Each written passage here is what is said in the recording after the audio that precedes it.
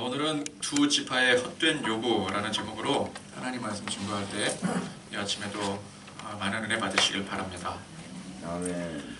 이스라엘이 가나안 땅을 정복을 하고 이제 이스라엘의 각 지파와 족속과 가족대로 정복한 땅을 이제 기업으로 받게 되는 그런 과정을 밟게 되었습니다. 이것은 이 모든 과정은 철저히 하나님의 명령, 하나님의 지시하심에 따라서 여호수아가 그 하나님의 말씀을 듣고 지시하는 그대로 바로 이루어지게 되었습니다.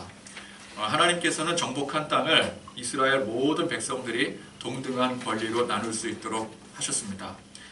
이것은 그 당시 시대적인 관습, 또 그 시대적인 발상과는 전혀 다른 파격적인 조건들이었습니다. 땅의 소유권이 그 시대에는 힘 있는 권력자들에게 집중이 되어졌었죠. 그런데 이스라엘은 힘 있는 권력자에게 그 땅의 소유권이 주어진 것이 아니라 백성들 모두에게 주어진 것이었습니다. 심지어 여자에게도, 그 당시 천대받았던 여자에게도 그 땅의 소유권이 주어질 수 있었습니다. 레위 지파를 제외하고는 각 지파의 인구수에 따라서, 레위 지파는 특별한 지파이기 때문에 제외가 된다 할지라도 다른 모든 지파들은 그 인구수에 따라서, 백성들 수에 따라서 땅의 크기가 결정이 되었습니다. 그리고 그 땅을 분배를 할 때는 제비뽑기의 방식으로 그 기업을 나누게 되었더라는 것입니다. 누구나 다 평야의 비옥한 땅을 가지고 싶지 척박한 산지를 가지고 싶지는 않을 것입니다. 그러면 다들 좋은 땅을 갖겠다고 몰리게 되지 않겠습니까? 제일 공평한 방법이 뭐예요? 그냥 제비를 뽑아서 랜덤으로 나누는 것이죠. 그러니까 제비 뽑기를 하게 되면 어떻게 돼요? 비옥한 땅이 걸릴 수도 있고 척박한 산지가 걸릴 수도 있고, 그건 랜덤인 거예요. 그건 뭐 할 수가 없는 거예요. 예를 들어서 이제 우리 24일 밤에 이제 성탄 전야 예배를 드리고 또 축제를 즐길 때 회원권 추첨이 있다고 하지 않았습니까? 그러면 이제 뭐 회원권들이 다 있을 거 아니에요? 다 주는 건 아니잖아요. 참여하는 사람 다 주는 건 아닐 거란 말이에요. 다 주는 거 아니죠? 네. 분명히 이제 당첨이 된 사람만 뽑히게 되는 건데, 그 뭐 당첨이 된 사람은 좋은 거지만 당첨이 안 된 사람은 할 수가 없는 거죠. 그죠? 그거 가지고 뭐 따지고 할 이유가 없는 거예요. 왜 나는 안 뽑아줬느냐? 그럴 수가 없는 것입니다. 그러니까 이 제비 뽑기를 하게 되면은 뭐 걸리게 되는 거, 그거 어떻게 할 수가 없는 거죠. 물론 뭐 100% 비옥한 땅이 걸리거나 뭐 어떤 사람 뽑았더니 뭐 100% 험한 산지가 그렇게 걸리지는 않겠죠. 아무렴 그 땅들을 적절히 잘 섞어서 분배를 했겠지, 그게 뭐 말이 나올 만큼 그렇게 했겠습니까? 그래서 제비를 뽑아서 땅을 기업으로 받았을 때 좀 마음에 들지 않는다 할지라도 그건 할 말이 없는 것입니다. 이스라엘 전체 이 공동체에게 있어서 가장 합리적이고 공정한 분배 방식이기 때문에 그런 것입니다. 그래서 이제 성경 말씀도 보면은 13장부터, 이제 앞에 13장부터 뒤에 19장까지는 이제 각 지파별로 이제 어떤 땅을 어떻게 분배를 받았느냐, 뭐 그 지파 안에도 또 가족 공동체가 있을 것이고 세밀하게 어떻게 땅을 기업으로 분배를 받았는지에 대한 내용입니다. 그래서 이 부분은 제가 이렇게 뭐 설명하기보다는 지도를 참고하면 쉽게 볼 수 있을 것 같습니다. 지도에 보면은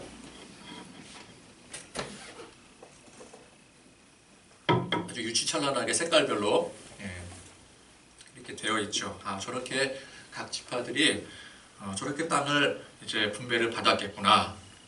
뭐 예를 들어 가지고 다른 땅이 뭐 유다 땅이 될 수도 있고, 그러면 이제 그 구역 자체가 틀려졌겠죠. 그러니까 제비를 뽑아서 유다 땅을 이 땅을 유다 족속이 갖게 하고, 뭐 저쪽에 므낫세가 갖게 하고, 뭐 그런 식으로 저렇게 정한 것입니다. 이 지도를 보게 되면은 가장 넓은 땅을 가진 지파가 유다 지파임을 볼 수가 있습니다. 유다 지파는 이제 이 사진이 잘려서 그렇지 아마 밑에 지방까지 더욱더 넓게 분포한 땅입니다. 땅이 넓죠. 왜 그렇겠습니까? 왜 유다 지파는 땅이 많을까요? 인구가 많으니까. 그죠? 인구가 많은 대로 땅을 넓게 주는 거예요. 또 지도를 보게 되면은 또 므낫세 지파도 보니까 동쪽 므낫세가 있고 서쪽 므낫세가 있고, 므낫세 지파도 인구가 상당히 많았음을 우리가 이 땅을 보고 알 수가 있는 것이죠. 또 상대적으로 보면은 단 지파라든지 이사갈, 스불론, 베냐민 지파 같은 경우는 우리가 어떻다고 알 수가 있겠어요? 저 지파들은 인구가 많이 없는 지파구나라는 것을 땅의 크기를 보고도 우리가 굳이 그 수치를 들이밀지 않아도 저 땅의 크기를 보고도 알 수가 있는 것이죠. 저 땅은 저렇게 땅이 작은 걸로 봐서 인구수가 별로 되지 않는 지파구나. 저 지파는 인구가 굉장히 많은 지파겠구나. 물론 저 땅의 크기와 인구수가 정확하게 뭐 수학적 계산으로 비례되는 것은 아닐 것입니다. 산지 같은 경우, 산이 많은 지형 같은 경우는 아무리 그 크기가 넓어도 사람 사는데 제약이 있기 때문에 면적이 더욱더 커질 수밖에 없는 것이죠. 그죠? 그래서 이제 므낫세 지파의 경우에 동쪽과 서쪽을 합치면 면적이 꽤 넓습니다. 지도를 보게 되면 유다 지파보다도 더 넓어 보여요. 그러나 실제로 사람이 살 수 있는 땅은 그 정도 넓이가 아닐 거라는 얘기죠. 어쨌건 간에 하나님께서 모든 백성들이 그래도 그 가운데 만족하며 감사히 살 수 있도록 어련히 알아서 조치를 하셨겠습니까? 하나님 보시기에 가장 적당한 방법으로, 물론 제비뽑기를 했지만 그 제비뽑기 안에도 하나님의 섭리가 다, 하나님이 다 그렇게 하신 것 아니겠습니까? 그러니까 저렇게 구획을 나눴을 때 가장 이 백성들이 효율적으로 또 공평하게 땅을 나눌 수 있는 방법이다. 하나님께서 생각을 하시고 저렇게 땅을 나눠주신 것이었습니다. 자, 그런데 말씀을 보니까 이 땅의 기업을 각 지파별로 또 가족별로 그렇게 나누는 와중에 오늘 보니까 두 지파, 므낫세와 에브라임 두 지파가 여호수아에게 딴지를 걸고 있습니다. 므낫세와 에브라임은 누구의 아들이었습니까? 요셉의 아들이었습니다. 요셉. 그러니까 요셉의 아들인데 이 지파들의 이름을 보면은 다 야곱의 아들들의 이름이잖아요. 그죠? 야곱의 아들들의 이름인데 그러면 이제 요셉도 야곱의 아들이잖아요. 근데 요셉이 지파의 조상이 되는 게 아니라 요셉은 그 두 아들이 지파의 조상이 됩니다. 하나님께서 그렇게 정하신 거예요. 그래서 이 므낫세와 에브라임 지파를 므낫세 지파, 에브라임 지파 그렇게 말하기도 하지만 요셉 지파 이렇게 말하기도 하는 것입니다. 자, 그런데 이 두 지파가 각자 기업으로 분배받은 땅에 대해서 불만을 표시한 거예요. 보니까 누가 좀 불만이 많은 것 같아요? 므낫세와 에브라임 중에서 에브라임이 좀 불만이 더 많은 것 같아요. 근데 어쨌건 간에 요셉 지파라고 했으니까 므낫세와 에브라임이 동시에 두 지파가 불만이 많았더라. 근데 에브라임이 좀 더 불만이 많았겠구나라는 것을 우리가 알 수가 있는 것이죠. 그러니까 이렇게 주장하는 겁니다. 우리가 큰 민족인데 큰 민족이다라고 했으니까 이제 므낫세도 포함이 되는 거죠. 우리가 이렇게 큰 민족인데 왜 이런 땅을 우리에게 주었느냐? 땅이 왜 이렇게 작느냐? 근데 여러분 지도를 보십시오. 에브라임은 그렇다 쳐도 므낫세가 지금 땅이 작습니까? 적은 편은 아닙니다. 적은 편이 아닌 정도가 아니라 지금 제일 넓어요. 예. 예. 단순 면적으로는 유다 지파와 비견될 정도로 큽니다. 근데 물론 이제 그 시대에 뭐 항공 사진으로 촬영을 해서 그 자료를 딱 보여주는 것도 아니고 뭐 여기서부터 저기까지 뭐 땅을 가져라 뭐 이렇게 했으니까 자기들이 생각했을 때는 작다고 느껴졌던 거예요. 그러니까 여호수아가 뭐라고 합니까? 야, 그 땅이 정 좁으면은 저 산지에 브리스 족속, 르바임 족속 그 땅 너희들이 점령해서 스스로 개척하라고. 그러니까 이 두 지파가 또 따져서 물읍니다. 그 산지는 그 산 아닙니까? 산에서 어떻게 사람이 삽니까? 우리에게 넉넉하지도 못하고 게다가 그 험한 산지에는 막강한 가나안 거민들이 철병거로 무장을 하고 있습니다. 근데 우리가 어떻게 그 땅을 점령하냐고요. 자, 이렇게 그 두 지파들이 주장하는 그 말만 들어보면은 여호수아가 지도자로서 좀 너무 무책임하게 대하는 것 아닌가라고 생각이 들 수도 있습니다. 땅도 이들이 말하는 바에 의하면은 우리가 저 지도를 이제 생각하지 않고 므낫세 지파와 에브라임 지파 사람들이 우리는 땅도 적고 인구는 많은데 이렇게 적은 땅을 주셨습니까? 그 말만 들으면 야, 땅을 굉장히 좀 불공평하게 분배를 받았구나 그렇게 생각할 수도 있지 않겠습니까? 근데 그런 것도 모자라서 그럼 니네들이 알아서 점령해서 개척을 하거라. 그러면은 이거는 좀 너무한 처사가 아닌가 그렇게 생각이 될 수도 있는 것이죠. 근데 앞서 16장에 보면은 16장 말씀이 에브라임 자손이 땅을 기업으로 받는 내용인데 거기에 10절에 보면 이렇게 나와 있습니다. 그들이 게셀에 거주하는 가나안 족속을 쫓아내지 아니하였으므로 가나안 족속이 오늘까지 에브라임 가운데 거주하며 노역하는 종이 되니라. 자, 이 땅의 분배는 가나안 지역의 모든 적들을 완벽하게 완전히 다 물리치고 나서 그 다음에 한 것이 아니었습니다. 전반적으로 이제 가나안 지경에 있는 중요한 거점들이 있지 않았겠습니까? 남쪽에도 거점이 있을 것이고 또 중앙 지역에도 거점이 있을 것이고 저 북쪽에도 거점 지역이 있을 것이고 중요한 지역에 있는 가나안 족속들은 다 물리쳤어요. 그렇다고 해서 이 저 가나안 경내에 모든 가나안 족속들을 다 물리친 것은 아니었습니다. 그러니까 완전히 다 진멸하고 나서 땅을 분배한 게 아니라 중요한 거점들을 다 확보한 후에 그 다음에 땅 분배를 진행을 했던 거예요. 완전히 정복하기 전이었습니다. 그래서 각 지역마다 완전히 물리치지 못한 가나안 족속들이 다 산지에 있었던 것이었습니다.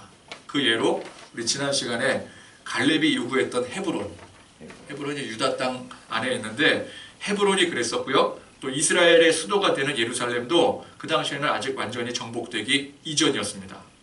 그러니까 우리는 아직 적들이 그 땅에 남아있지 않느냐라고 따지고 드는 에브라임뿐만 아니라 모든 지파의 지금 각 경내 안에는 아직 완전히 정복하지 못한 지역들이 산지에 있었더라는 거예요. 그래서 이 기업 분배의 또 하나의 원칙은 아까 두 가지 원칙은 뭐라 그랬어요? 모든 백성들에게 공평하게 그리고 제비를 뽑아서. 또 하나의 원칙이 있는데 각 지파가 분배받은 그 땅 안에서 그 각 지파가 알아서 책임을 지고 그 경내에 있는 적들을 몰아내라는 거예요.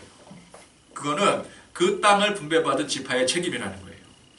뭐 예를 들어 저 아셀 지파가 저 땅을 이렇게 경계선을 그어서 이제 분배를 받지 않습니까? 그럼 그 안에 뭐 어떤 가나안 족속이 있든 간에 그건 너희들이 알아서 평정을 해. 그게 땅 분배의 원칙이었더라는 거예요. 왜 그랬다고 했습니까? 지난 시간에 하나님께서 일부러 남겨두신 거예요. 일부러. 그래서 정착하여 사는 동안에도 경각심을 늦추지 않게 하려고. 그렇죠? 완전한 평화를 주시지 않고 그 평화를 스스로 쟁취하게 하시려고. 그래서 그들을 완전히 진멸함으로 하나님 말씀에 순종하고, 그러니까 지금만 순종하는 게 아니라 계속해서 순종하고 살게 하려고 하나님께서는 그 시험으로서 그 안에 남겨둔 족속들이 있었더라는 거예요. 자, 그런데 16장 10절 말씀을 보니까 에브라임은 자기들에게 주어진 그 기업 안에 가나안 족속들을 완전히 물리치지 못했더라는 것입니다. 왜 물리치지 못했을까요? 하기 싫었겠죠. 그렇죠? 근데 그건 누구 책임이라고요? 자기들 책임인 거예요. 자기에게 주어진 책임이에요. 그러니까 이들은 자기들이 져야 될 책임을 짓지 않고 그저 여호수아에게 불만을 토해낼 뿐이었습니다. 게다가 뭐라 그래요? 우리 땅은 온통 산지뿐이라고, 우리 땅이 너무 작다고 그렇게 불평을 하는데, 그래서 얼마나 척박한 땅이길래 그렇게 불평을 하는가? 저 그림을 봐서는 모르잖아요. 우리가 색깔로만 구분이 되어 있기 때문에. 그래서 그 다음 사진을 이렇게 보게 되면은, 이제 이게 뭐 이렇게 봐도 뭐 우리는 잘 몰라, 잘 모르지만 그래도 아까 사진보다 좀 낫잖아요, 그렇죠? 다음 그림을 보니까 저 동그라미 안에 므낫세와 에브라임 지파 땅이 속해 있는데, 보십시오. 이게 얼마나 뭐 험한 산지인지 험해 보입니까? 그거 어떻게 알아요? 보이지는 않지만 어쨌건 간에 이게 지도 볼 줄 아는 사람들은 그 안에 이렇게 뭐 굴곡이 있고 이제 그런 색깔로 표시가 되어 있잖아요. 그런 거 보면서 저게 산지구나, 저게 평지구나, 뭐 초록색이면은 산림 지역이구나, 그리고 뭐 누런 지역은 밑에 누런 지역은 사막 지역이겠구나. 그런 이제 우리가 알 수가 있겠죠. 뭐 정확하진 않지만 그래도 저 이 그림을 보건대 이 험한 산지라고 하는데 사실 그 땅이 그 땅이죠. 그죠? 다른 지파나 그 땅이 그 땅입니다. 오히려 맨 밑에 있는 시므온 지파 땅을 보십시오. 거기는 유다 땅 밑에, 유다 땅도 그렇고, 유다는 그래도 이게 평지가 좀 있는 것 같아요. 이게 그림을 자세히 보면은 이게 다 이렇게 입체적으로 이게 표현이 돼 있어요. 입체적으로 돼 있다는 게 이제 고저차를 나타내는 것 아니겠습니까? 고등학교 때 지리 공부를 얼마나 이렇게 안 하셨으면 지도를 잘 못 보시나. 네. 등고선은 표시가 안 되지만 색깔로 이렇게 표시가 되거든요. 근데 보면은 므낫세나 에브라임이 산지는 맞긴 맞아요. 근데 거기만 산지가 아니라 저 납달리, 스불론 뭐 그쪽 다 산지예요. 이스라엘 가보신 분은 알겠지만 이쪽이 다 산지거든요. 오히려 저 시므온이 저쪽이 이제 사막 지형에, 광야 지형에 가까운 지형이죠. 저희가 척박하다고 볼 수가 있는 거죠. 그러니까 에브라임이 산지긴 해도 에브라임뿐만 아니라 뭐 베냐민, 유다 대부분의 가나안 땅이 산지입니다. 저기서 평야지대라고 해봤자 지금 블레셋이라고 표시되어 있는 뭐 단지파 쪽 아니면은 저쪽에 아셀 지파 그 해안선 쪽 그쪽이나 평야지대지 나머지는 다 산지예요. 그러니까 뭐라 그랬어요? 그 갈렙이 이 산지를 내게 주소. 다 산지예요, 산지. 자기만 산지가 아니에요. 갈렙도 산지를 달라 그랬다고요. 그러니까 이 두 지파는 우리가 손해다, 뭐 억울하다, 피해자 코스프레 하면서 이스라엘 공동체 전체를 지금 흔들고 있는 거예요. 만약 여호수아가 그 두 지파가 말하는 것을 듣고 아 그래 너네들 요구대로 해줄게. 이렇게 두 지파의 손을 들어주면은 그럼 어떻게 해야 돼요? 다른 지파에게 소유된 그 땅을 떼서 이 두 지파에게 줘야 돼요. 그럼 다른 지파들은 가만히 있겠습니까? 다른 지파들도 다 일어나는 거죠. 그러면은 우리는 호구냐? 뭐 이러면서 일어나는 거 아니겠어요? 그러니까 이 므낫세와 에브라임은 공동체 안에 흔히 나타나는 집단 이기주의를 보이고 있는 것입니다. 또 일전에 저 요단 동편에 보면은 이제 갓 지파와 르우벤 지파가 있는데 이 갓 지파와 르우벤 지파가 요단을 건너기 전에 야 우리는 이제 더 이상 전진하지 않겠다. 우리는 가나안 정복 전쟁에 참여하지 않겠다. 그냥 우리 요단 동편에 이 땅을 우리에게 달라. 그렇게 요구했던 적이 있었습니다. 그것도 마찬가지죠. 공동체 안에 집단 이기주의인 것입니다. 여러분 출애굽 1세대들 이제 애굽에서 탈출했던 그 지금 현재는 이제 2세대들이고 2세대들의 부모 세대들을 보면은 이들은 어떤 특징을 가지고 있었어요? 틈만 나면 원망, 불평. 그렇죠? 이 원망과 불평은 중독성이 있고 전염성이 강해서 그래서 그게 사람들에게 퍼지게 되어 있어요. 그렇게 생각하지 않던 주변 사람들도 물들게 됩니다. 그래서 이스라엘 백성들 가만히 보면은 처음부터 모든 백성들이 다 원망불평하지는 않았을 거라고요. 여러분 땅을 정탐했을 때 10명의 정탐꾼들이 부정적인 보고를 합니다. 부정적인 보고를 하니까 그게 일파만파로 전염이 돼버리는 거예요. 모든 백성들에게까지 전염이 돼버리는 거예요. 그래서 그들은 원망불평을 일삼다가 다 망해버렸어요. 전부가 다 망해버렸습니다. 처음에는 일부만 원망불평했을 거예요. 근데 그게 전염이 돼서 모든 사람들이 다 하나님 앞에 원망불평을 하다가 결국은 광야에서 다 죽어버렸어요. 2세대들은 그래도 1세대들보다 낫다고 여겨지는 사람들 아니겠습니까? 나와봤자 뭐 거기서 거긴데 그래도 1세대들은 보면은 당시 지도자였던 모세의 말을 징하게도 안 들었어요. 모세의 말은 하나님의 말씀이잖아요. 근데 뭐 모세가 무슨 말만 하면 듣지를 않아. 근데 2세대들은 어땠어요? 그래도 여호수아가 말하는 거 잘 들었어요. 근데 그런 걸로 봤을 때는 그래도 2세대가 1세대보다는 좀 낫다라고는 볼 수 있겠지만 그나마 1세대보다 나아 보이는 2세대들도 보니까 틈만 나면 이렇게 공동체 안에서 분열을 조장하는 그런 움직임을 보이더라는 것입니다. 앞서 요단 동편 때 그때 그랬었고 또 오늘 말씀의 이 두 지파가 또 불현듯이 자기들 주장을 이기적인 주장을 하기도 하고 그러니까 여기서 우리가 알 수 있는 사실이 뭐예요? 그냥 인간이 그 자체가 그냥 악하다라는 것입니다. 1세대부터 그렇고 1세대보다 좀 낫다고 여겨지는 2세대도 사실은 똑같고 그 나물에 그 밥이고 야 인간이 참 악하구나. 그걸 우리가 알 수 있는 것이죠. 그렇게 하나님께서 그 애굽에서 구원해 주시고 또 광야에서 놀라운 은총을 베풀어 주심에도 불구하고 이 백성들이 감사하지 못하고 하나님의 그 은혜를 생각하지 못하고 원망과 불평만 하게 되고 또 약속의 땅 가나안을 여러분 이 이스라엘 지금 2세대들이 힘 하나 들이지 않고 저 땅을 정복을 했어요. 원래 정복하지 못할 땅이에요. 상대가 되지 않는 땅이에요. 그런데 힘 하나 들이지 않고 모조리 점령하게 하나님께서 허락해 주셨습니다. 근데 그 안에서 보니까 또 집단 이기주의를 보면서 불평하고 원망하고 자기 생각만 하고 근데 이게 지금 이스라엘 백성들뿐만 아니라 이게 누구의 모습이라는 거예요? 이게 우리의 모습이라는 거예요. 이게 내 모습이라는 거예요. 은혜 받았는데 그 한편으로 은혜 받은 마음 분명히 우리 안에 있거든요. 근데 그 한편으로 뭐가 있어요? 욕심이 가득하고 시기, 질투, 미움, 다툼이 있고 미움, 다툼, 시기, 질투가 여러분 지금 이 이야기가 저 밖에 교회 안 다니는 사람들 이야기입니까? 믿지 않는 사람들 이야기입니까? 아닙니다. 미움, 다툼, 시기, 질투 버리고 우리 서로 사랑해 이 찬양 있잖아요. 이게 누구에게 하는 찬양이에요? 저 예수 안 믿는 사람들 야 너네들 미움 다툼 시기 질투 버리고 서로 사랑해야 돼 그겁니까? 아니면 우리가 예수를 믿는데도 불구하고 예수를 믿는데 은혜 받았는데도 불구하고 그 안에서 미움 다툼 시기 질투 있는 거 그거 다 버리라는 얘기예요? 우리 얘기예요, 우리 얘기. 가나안 땅 은혜 가운데 정복, 하나님의 은혜 가운데 정복하고 백성들에게 저렇게 파격적으로 저 땅을 그냥 공급해 주는 거잖아요. 다른 나라들은 어때요? 정복자가 저 땅 다 가져가는 거예요. 왕이 다 가져가는 거라고요. 왕이 백성들에게 하사를 할지언정 백성들에게는 땅의 소유권 자체가 없어요. 근데 이스라엘은 하나님께서 모든 백성들에게 심지어 부당하다라고 주장하는 여자들에게까지도 그 땅의 소유권을 주더라는 거예요. 다 나눠주더라는 거예요. 그러니까 여러분 파격적으로 이렇게 땅을 나누는 경사스러운 일에 이렇게 두 지파가 초를 치고 있는 거예요. 여러분 이게 감사할 일이지 지금 원망 불평할 일입니까? 근데 사람이 그래요. 감사할 조건을 찾으면 얼마든지 감사할 수가 있어요. 그런데 감사할 조건임에도 불구하고 거기서 원망 불평하면 얼마든지 또 원망하고 불평할 수 있더라는 거예요. 여러분 하나님께서 그냥 두셨으면은 이 백성들은 여전히 이집트에서 노예로 죽도록 일만하다 갈 그런 운명들이었습니다. 근데 이 백성들을 불쌍히 여기셨어요. 하나님께서. 그래서 구원해 주셨어요. 그 막강한 가나안 족속들을 다 이기게 해주시고 그 땅을 저렇게 선물로 주셨습니다.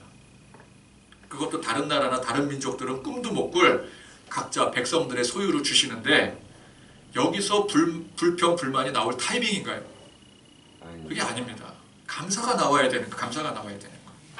그럼에도 불구하고 불평하고 불만하고 내 땅이 작다 그러고 왜 우리에게 이런 땅을 주냐 그러고 나만 잘 되면 돼. 뭐 다른 지파 소용없어. 우리 지파만 잘 되면 돼. 이게 우리 인간의 어리석은 모습이라는 거예요. 그래서 여러분 우리 스스로에게 야 이게 바로 내 모습이다. 스스로에게 한번 해보세요. 이게 바로 내 모습이다. 이게 바로 이게 내 모습이라는 거예요. 저 사람들 얘기가 아니라 이게 내 모습이라는 거예요. 그렇게 은혜 받았는데도 불구하고 원망하고 불평하고 감사하지 못하고 질투하고 시기하고 그래서 우리는 항상 하나님 앞에 겸손해지지 않으면 안 돼요. 하나님의 은혜를 묵상하지 않으면 안 됩니다. 아멘. 은혜 떨어지는 순간 겸손한 그 무릎이 펴지는 순간 우리는 언제 은혜 받았냐는 듯이 교만해 있고 또 욕심이 충만해지는 것이죠. 그게 우리 인간의 치명적인 약점이라는 것입니다. 그러므로 저와 여러분 우리는 언제나 하나님의 은혜 가운데 떠나지 않도록 항상 나의 부족함을 시인하고 그렇죠? 나는 부족하다, 나는 부족하다, 나는 연약하다. 그렇게 주님 앞에 고백하면서 우리 주 안에서 겸손히 무릎 꿇는 그런 저와 여러분들이 되실 수 있길 간절히 축원드립니다. 아멘. 이 두 지파가 이제 여호수아에게 따지고 물었어요. 그 산지는 우리에게 넉넉하지도 못하고 그곳 골짜기에 거주하는 자이든지 다 철병거가 있다더라. 자 이렇게 말하는데 그 산지는 우리에게 넉넉하지도 못하고 강한 족속들이 있더라. 지금 이게 누구와 비교가 됩니까 혹시? 누구와 지금 비교되지 않나요? 갈렙. 그렇죠. 지난 시간에 갈렙과 비교가 되는 장면이죠. 갈렙은 뭐라 그랬어요? 이 산지를 지금 내게 주소서. 그곳에는 아낙 사람이 있고 그 성읍들은 크고 견고할지라도 여호와께서 나와 함께 하시면 내가 여호와께서 말씀하신 대로 그들을 쫓아내리이다. 아멘. 이게 갈렙의 고백이었어요. 근데 므낫세와 에브라임 지파는 뭐라 그래요? 그 땅이 험한 산지이고 강력한 족속들이 있기 때문에 안 돼. 우리는 안 돼. 근데 갈렙은 뭐라 그래요? 똑같아요. 똑같아. 상황은 똑같아. 그 땅이 험한 산지이고 강력한 족속들이 있더라도 돼. 하나님이 함께 하시니까. 하나님이 명령하셨으니까. 똑같은 상황이라는 거예요. 자, 이게 또 꼭 45년 전에 가데스바네아에서의 상황과 또 비슷하지 않습니까? 12명의 정탐꾼들을 이제 가나안 땅에 보냈어요. 그런데 그 중에서 10명은 그 가나안의 그 상황을 살펴보고 좌절하고 절망을 했습니다. 그래서 뭐라 그랬어요? 우리는 안 돼. 왜? 저 땅은 험하고 거기에 강한 거민들이 있어서 우리는 안 돼. 절대 안 돼. 근데 2명, 여호수아와 갈렙은 뭐라 그랬어요? 똑같은 상황을 봤잖아요. 12명의 정탐꾼들이 똑같은 땅을 정탐했다고요. 똑같은 환경을 봤다고요. 그런데 그 가운데 소망을 갖고 그러나 하나님이 우리와 함께 하심으로 우리는 얼마든지 할 수 있어. 하나님이 하시면 돼. 이렇게 고백했더라는 거예요. 그러니까 여호수아와 갈렙과 같은 사람이 있는가 하면은 나머지 정탐꾼들 또 오늘 므낫세와 에브라임 지파와 같은 사람들이 있더라는 것입니다. 여러분 그래서 잘 보십시오. 안 되는 이유가 저 땅이 험한 산지이기 때문에 또 저 땅에 있는 그 거민들이 너무나도 강력해서 그래서 안 되는 것입니까? 45년 전에 10명의 정탐꾼들 그리고 45년 후에 지금 오늘 므낫세와 에브라임 지파 사람들은 똑같은 부류의 사람들이에요. 그들은 그 현상만 보고 원망, 불평했고 좌절하고 절망했습니다. 현상만 바라보고. 그들은 똑같아요. 45년 전이나 45년 후나 똑같아요. 하나님께서 지금까지 우리에게 어떻게 해오셨는지를 까맣게 잊고 있었더라는 거예요. 여러분 만약에 하나님께서 지금까지 우리에게 해주신 일이 1도 없었다라고 한다면 그 정탐꾼들 말이 일리가 있죠. 그렇죠? 이스라엘 그 오합 지졸들이 어떻게 그 강력한 가나안 족속들을 싸워서 이길 수가 있겠습니까? 그건 못하는 거거든요. 못하는 게 맞거든요. 므낫세와 에브라임이 주장하는 그 말만 들으면은 저 험한 산지에 강력한 적군들이 틀어 앉아 있는데 그거 알아서 정복하고 살아라. 너무 무심한 처사 아니냐? 저들의 말이 맞지? 그런데 정탐꾼들이 그렇게 주장하기 이전에 하나님께서 이 백성들을 어떻게 하셨는가? 어떻게 인도하셨는가? 그걸 우리가 봐야 된다는 거예요. 애굽에 있을 때부터 하나님의 그 놀라운 기적의 섭리로 이 백성들을 구원해 주시고 또 홍해를 가르게 하시고 건너게 하시고 그 척박한 광야에서 수백만이나 되는 그 백성들을 날마다 일용할 양식을 만나로 먹여주시고 반석에서 물을 내시고 전쟁 나면 다 이기게 해주시고 또 가나안 정복 전쟁도 어땠어요? 요단강을 건너기 전부터 또 그 동편 땅 다 점령하게 해주시고 그냥 적들이 알아서 그냥 뭐 마음이 간담이 막 서늘해지고 녹아지고 알아서 항복하잖아요. 막. 강도 갈라주시고 여리고성 그냥 무너뜨려 주시고 가나안 연합군들 그냥 차례대로 박살을 내시고 하여간 이 나쁜 놈들은 항상 전후사정 다 잘라버려요. 전후사정 다 잘라버려요. 그죠? 요셉을 유혹했던 그 꽃뱀 같은 여자 보디발의 아내 있지 않았습니까? 보디발의 아내가 어떻게 했어요? 전후사장은 다 잘라먹고 그죠? 지금 요셉이 나를 겁탈하려고 했다. 그 장면만 놓고 보면 요셉이 나쁜 놈이에요. 그러니까 보디발도 어쩔 수가 없었던 거예요. 현장에서 잡혀버렸으니까. 그 현장을 주장하는데 자기 아내가 전후사장 다 잘라먹고 그죠? 증거물도 또 있었어요. 그 요셉의 옷을 가지고 있잖아요. 조작한 증거물이긴 하지만 그 조작한 증거물이라 할지라도 그 현장을 증거물을 갖고 있는데 그거 어떻게 하겠어요? 그죠? 나쁜 사람이래요. 나쁜 사람. 그래서 이스라엘 1세대들이나 이 오늘 므낫세와 에브라임은 나쁜 사람들입니다. 하나님께서 지금까지 해오신 일들 베풀어 주신 그 은혜는 다 잘라먹은 거예요. 다 잘라먹은 거. 그리고 당장 눈앞에 보이는 어려움, 난관 그것만 가지고 우리는 부당하다, 우리는 억울하다, 우리는 왜 이렇게 푸대접을 하느냐 그걸 호소를 하고 있으니 우리가 저렇게 지도를 보면서 또 말씀을 들으면서 알았기에 망정이지. 이게 알았기에 망정이지 우리가 몰랐다면은 우리도 저 두 지파가 주장하는 말을 듣고 야 여호수아가 너무했네 그렇게 생각하지 않았겠어요? 그러니까 이 사기꾼 같은 사람들이에요. 이 사람들이.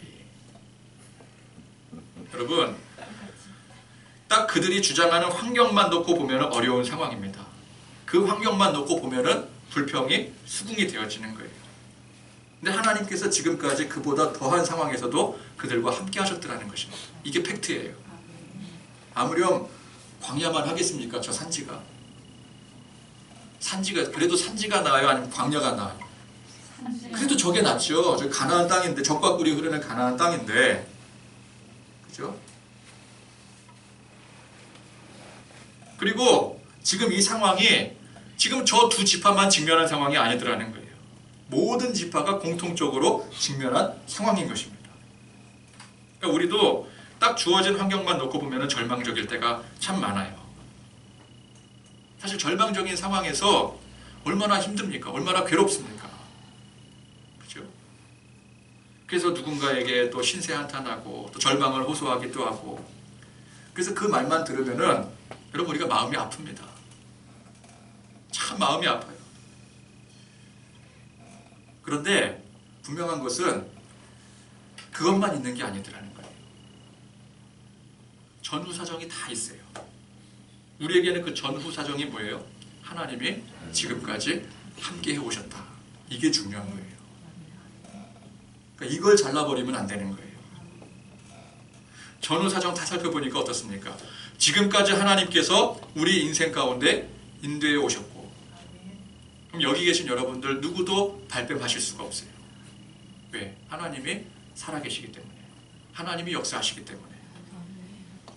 그리고 또 한 가지, 이게 나만의 상황이 아니더라는 것입니다. 누구나 다 그런 비슷한 상황이나 환경에 살고 있더라는 거예요. 에브라임과 므낫세만 저 환경에 있는 것이 아니라 저 다른 지파들도 다 똑같은 환경에 처해 있는 거예요. 근데 나만 그런 줄 착각하고 나만 억울하다. 근데 그게 누구나 다 마찬가지더라는 거예요. 근데 그런 상황에서 어떤 사람은 갈렙처럼 이 산지를 내게 주소서 그렇게 고백하는 사람이 있는가 하면은, 어떤 사람은 므낫세와 에브라임처럼 나는 부당하다, 나는 억울하다, 불평하고 다른 땅 떼어달라고, 뭐 다른 사람 다 필요 없고 무조건 내가 욕심 차리면 그만이니까 내 땅 떼어달라고, 그렇게 주장하는 사람들이 있더라는 거예요. 그래서 제가 강단에서 누차 강조하지만, 여러분, 우리의 문제는 환경이 아닙니다. 상황이 아니에요. 당장 힘겹고 극복하지 못할 그런 어려움에 처해 있다 할지라도 여러분, 그 상황만 놓고 보면은 그렇게 보일 수밖에 없어요. 우리는 연약하기 때문에 그렇습니다. 우리 인간 한없이 연약해서 그냥 당장 문제 만나면 그 문제에 넘어설 수가 없어요. 해결할 수가 없는 거예요. 그래서 해결할 수 없는 것처럼 보이지만, 그럴수록 우리는 뭘 봐야 돼요? 그 문제를 보면 안 돼요.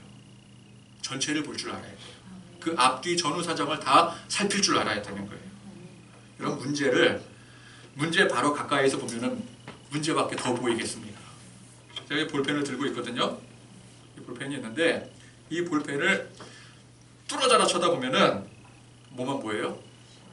볼펜만 보이는 거예요. 그러니까 제가 볼펜만 집중해서 보면 볼펜만 보여요. 제 집중력이 좋기 때문에 하나만 집중적으로 볼 수가 있어요. 이거 제가 이제 여기서 잘하면 눈이 가운데로 몰릴 수도 있는지 잘 모르겠는데, 이 볼펜만 뚫어지게 쳐다보면 볼펜만 보이는 거예요. 그러나 이 볼펜을 좀 멀찌감치 이렇게 한 이 정도까지만 떨어뜨려 보여도 볼펜만 보이는 게 아니거든요. 볼펜도 보이고, 지금 여기 있는 성경책도 보이고, 종이도 보이고, 맛있는 물도 보이고, 또 사랑스러운 여러분들도 보이고. 아멘 하세요. 다 보이는 거예요. 다 보이는 거. 조금만 멀찍이 떨어져 보면 돼요. 조금만. 힘들지만, 그죠? 힘들다고 그것만 바라보면은, 그런다고 해서 문제가 해결되는 게 아니거든요. 우리가 그래요. 인간이 그래요. 문제가 생겼을 때 그 문제만 자꾸 집중하게 되는데, 우리의 힘으로 문제가 해결이 안 되거든요. 그러니까 그럴 때일수록 좀 멀리 보셔야 돼요. 우리 인생 문제 마찬가지입니다. 문제 생겼다고 문제만 바라보면은 그 문제만 보이게 되는 거예요. 그러나 아무리 큰 문제를 할지라도 좀 우리가 떨어져 보게 된다면은 다른 게 보이는 거예요. 다른 게. 그죠? 다른 게 보여야 돼요. 더 멀찍이 떨어져 보면 볼수록 그동안 어떤 문제든 인도하시고 해결해 주셨던 하나님의 역사가 보이게 되는 것입니다. 아멘. 에베네셀의 하나님이 보이는 거예요. 지금 현재 나와 함께 하시는 그 하나님이 보이는 거예요. 그러면 자연히 임마누엘의 하나님을 볼 수가 있는 것이죠. 아, 전에도 하나님께서 이렇게 인도해 오셨지. 전엔 더 큰 문제가 있었지. 근데 그 큰 문제도 하나님께서 인도해 오셨지. 그러면 이제 앞으로 여호와 이레를 바라볼 수가 있는 것이죠. 앞으로도 하나님께서 인도하시겠구나. 므낫세와 에브라임이 당장의 이 척박한 땅의 환경, 저 험악한 산지, 또 그것을 틀어잡고 있는 저 족속들, 그것만 보고 있으니까 원망불평이 나올 수밖에 없는 거죠. 그 자체는 원망불평이 나올 수밖에 없는 상황이에요. 10명의 정탐꾼들이 땅 정탐하랬다고 정말 그 땅만 살폈어요. 그러니 원망, 불평, 절망만 볼 수밖에 없는 것이죠. 그러나 조금 멀리 떨어져 보면은 지금까지 인도해 오셨고, 또 어떤 불가능한 상황에서도 승리를 허락하신 그 하나님의 능력을 볼 수가 있는 것입니다. 그래서 여러분, 갈렙과 오늘 이 두 지파의 결정적인 차이점이 뭔 줄 아십니까? 똑같은 문제예요. 똑같은 문제인데 얼마나 더 떨어져 보는가, 그 차이예요.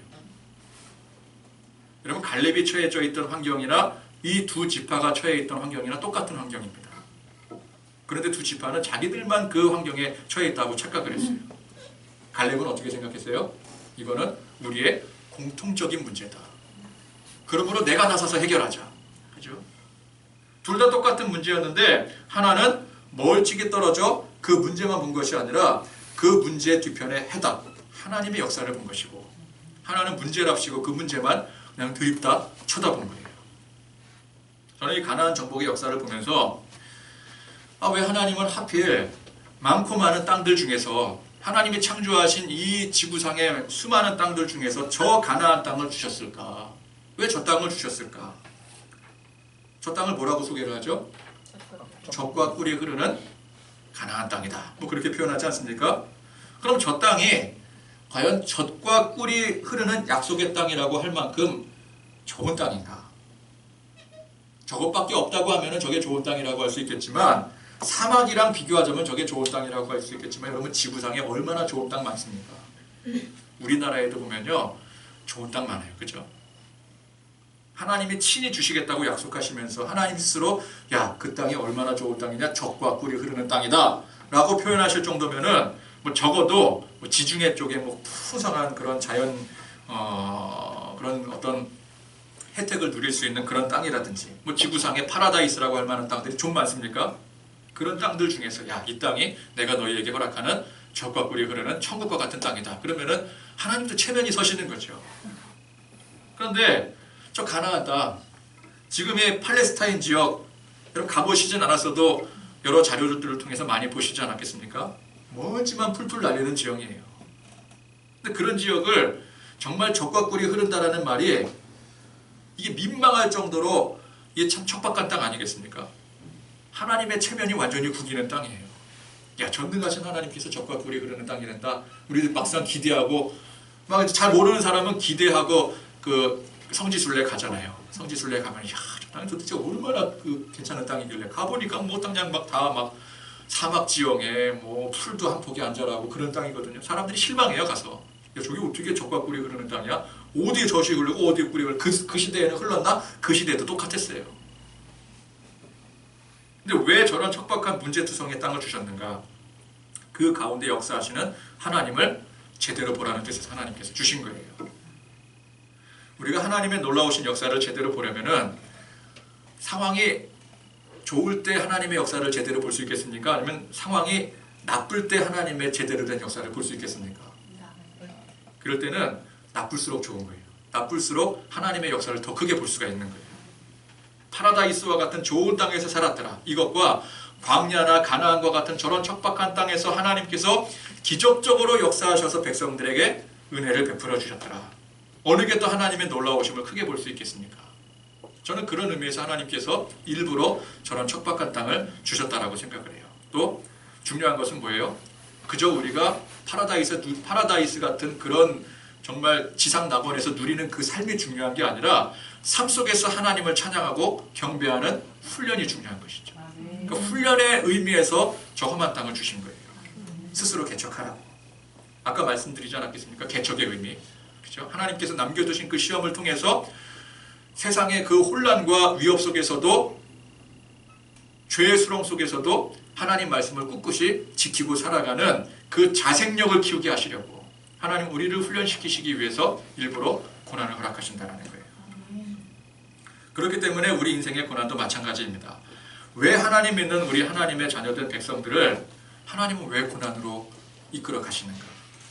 왜 우리 삶의 고난의 문제가 끊이지 않는가? 이거 참 가슴 아픈 일 아니겠습니까? 너무 힘든 일 아니에요? 근데 인생 고난 가운데 하나님의 살아계심, 하나님의 역사하심을 더 확실히 보고 그 가운데 강하게 훈련받으라고 우리 인생에게 고난을 허락하시는 줄 믿으시기 바랍니다. 아멘. 그래서 우리는 항상 이 말씀을 기억하고 우리 인생의 고난과 역경 속에서 그 자체만을 보고 그 고난 때문에 절망하고 좌절하고 넘어지는 것이 아니라 갈렙처럼, 여호수아처럼 좀 멀찍이 서서 더 큰 그림, 어떤 그림이요? 하나님이 그려나가시는 그림, 그죠? 하나님께서 인도하시는 그 섭리를 보실 수 있기를 바랍니다. 아멘. 갈렙이 그 앞에 닥친 험한 산지, 강력한 족속들이 전혀 그에게 문제가 되지 않았던 것은 그의 믿음이 하나님께 속해 있기 때문이었습니다. 여러분, 우리도 마찬가지입니다. 힘든 일 다 겪고 있죠. 아픔이 있지요. 그런 험한 산과 같은 절망적인 환경에 처해 있을지라도 그럼에도 불구하고 전혀 문제가 되지 않을 수 있는 것은 우리의 믿음이, 우리의 신앙의 중심이 전능하신 하나님께 있기 때문인 것입니다. 여러분, 불신앙으로 므낫세와 에브라임이 되지 말고 믿음으로 갈렙되는 그런 저와 여러분들이 되실 수 있기를 간절히 축원드립니다. 아멘.